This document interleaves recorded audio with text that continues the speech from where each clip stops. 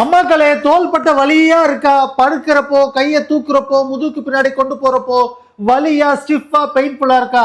ஏன் சம்டைம்ஸ் கையே தூக்க முடியாத மாதிரி வலிக்குதா? இந்த ஷோல்டர் பெயினுக்கு பின்னாடி இருக்கிற ஸ்டோரி சொல்றேன், வாங்க ஃபுல்லா பாத்துருவோம். Welcome to doctor Rams YouTube channel. Shoulder pain part 1. Shoulder ஜாயிண்ட்ன்றது ரெண்டு எலும்பு சேர்றது மட்டும் கிடையாதுங்க. ஷோல்டர் எப்பவுமே ஒரு காம்ப்ளெக்ஸா தான் சொல்லுவாங்க. அதாவது இந்த ஷோல்டர் போன், ஆமோட போனும் இங்க இருக்கிற காலர் போனும் சேர்ந்து ஒரு ஜாயிண்ட்டை கிரியேட் பண்ணும். இந்த காலர் போனோட அதர் எண்ட் வந்து ஆக்சுவல் ஸ்கெலிட்டனோட ஸ்டெர்னம்ல அட்டாச் ஆயிட்டு ஒரு ஜாயிண்ட் ஆகும். அதே மாதிரி இது ஒரு ஃபங்க்ஷனல் ஜாயிண்ட்னு சொல்லுவாங்க, ஸ்கேப்புலோதொராசிக் ஜாயிண்ட்டுங்க. இந்த ஷோல்டர் பிளேடும் இங்க இருக்கிற ஹியூமரஸ்ன்ற ஆம் போனும் சேர்ந்து உருவாக்குறது தாங்க ஷோல்டர் ஜாயிண்ட் அண்ட் காம்ப்ளெக்ஸ். சொல்லணும்னா 3 எலும்பு சேர்ந்து ஒரு இடத்துல ஜங்ஷன் ஆயிட்டு ஒரு ஜாயிண்ட் உருவாக்குதுங்க.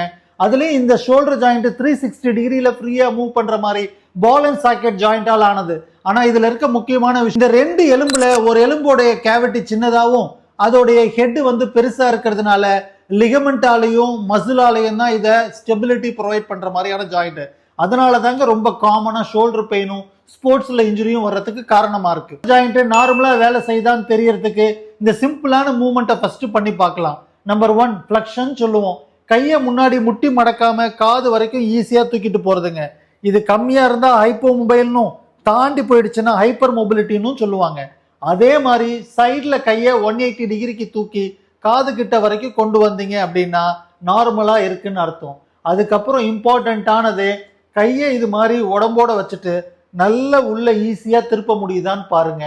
அதே கையை எடுத்துட்டு முதுகுக்கு பின்னாடி இப்படி ஃபுல்லா போகுதான்றதை செக் பண்ணுங்க.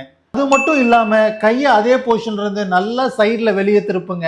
இந்த மூவ்மெண்ட் எல்லாமே அப்ரோப்ரியேட் ரேஞ்சில் இருந்தாதான் ஷோல்டர் ஜாயிண்டோட ஃபங்க்ஷன் நார்மலா இருக்குன்னு அர்த்தங்க. இந்த மூவ்மெண்ட் ரெஸ்ட்ரிக்ஷன் வர்றதுக்கு முக்கியமான காரணம், அதுக்கு மேல இருக்கிற கேப்சூல் டைட் ஆகிறதுனால வருங்க. அந்த மாதிரி மூவ்மெண்ட் ரெஸ்ட்ரிக்ஷன் வர்றது தான் ஃப்ரோசன் ஷோல்டர்னு சொல்லுவாங்க. அது பெரும்பாலும் பிபி, சுகர், கொலஸ்ட்ரால், எஸ்பெஷலி அன்கண்ட்ரோல்டா இருக்கிற சுச்சுவேஷன்ல 2 எலும்பு சுத்தி இருக்கிற கவரிங்ல கேப்சூல்ல இன்ஃப்ளமேஷன் ஆயிட்டு ரெஸ்ட்ரிக்ஷனை காஸ் பண்ணுங்க. இதுதான் நம்பர் 1. ரிப்பீட்டடா ஒர்க் பண்றதுனால ஷோல்டரோட மூவ்மெண்ட் ஆப்டிமைஸா ஒர்க் பண்ணுங்க. ஆனா நம்ம ஒரு ராங் போஸ்டர்ல அடாப்ட் ஆகிறதுனால, இந்த ஃபால்ட்டி மூவ்மெண்ட்னால, ரிப்பீட்டட் மூவ்மெண்ட் பேட்டர்னால அதுக்குள்ளேயே நிறைய வியர் அண்ட் டேர் ஆயிடுங்க. அது இங்க இருந்தா பைசெப்ஸ்ல வந்ததுன்னா பைசெப்ஸ் டெண்டினோபதினும், ரொட்டேட்டார் கஃப் மசில்ல வந்ததுன்னா ரொட்டேட்டார் கஃப் ஸ்ட்ரெயின்னு சொல்லுவாங்க. ஸோ இங்க சரௌண்டிங்ல இருக்கிற மசில் ஸ்ட்ரெயின் ஆகிறதுனால, டெண்டன் இன்ஃப்ளமேஷன் ஆகிறதுனாலையும் வரலாம் repetitive strain syndrome. Number 3 shoulder இன்ஜுரிங்க. விளையாடுறப்ப ஷோல்டர் பெயின்ல டேமேஜ் நடக்கிறது ரொம்ப ரொம்ப காமனா இருக்கு. நம்ம விளையாடும் போது ரிப்பீட்டடா ஒரு பேட்டர்ன் ட்ரைனிங் பண்றப்போ 2க்கும் எலும்புக்கும் நடுவில் இருக்க குஷன் வியர் அண்ட் டியர் ஆயிட்டு லேபரல் டியர் ஆக வாய்ப்பு இருக்கு. நம்ம ரிப்பீட்டடா மூவ்மெண்ட் பண்றப்போ ரொட்டேட்டர் கப் ஸ்டெபிலிட்டியை ப்ரொவைட் பண்ற மசில்ல கம்ப்ளீட்டா டியர் ஆகிறதுக்கும் வாய்ப்பு இருக்கு.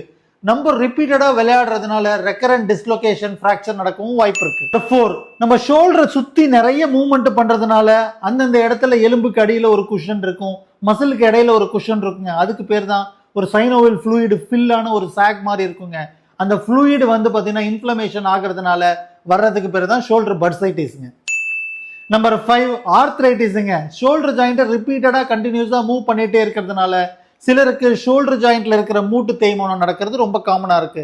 இந்த மாதிரியான காரணங்கள்னால தான் நிறைய பேர் ஷோல்டர் பெயின்ல அவதிப்படுறாங்க. வீடியோல காரணம் தெரிஞ்சுக்கிட்டோமா? இதே மாதிரி தாங்க ஷோல்டர் பெயினுக்கு நிறைய காரணம் இருக்கு. ஒவ்வொரு காரணத்துக்கும் என்ன டைப் ஆஃப் எக்ஸசைஸ் பண்ணா ஈஸியா சரி பண்ண முடியும்ன்ற ஸ்ட்ராட்டஜியை நான் உங்களுக்கு சொல்ல போறேன். இதை ரெகுலரா வாட்ச் பண்ணிட்டு இருங்க. Doctor Ram physio.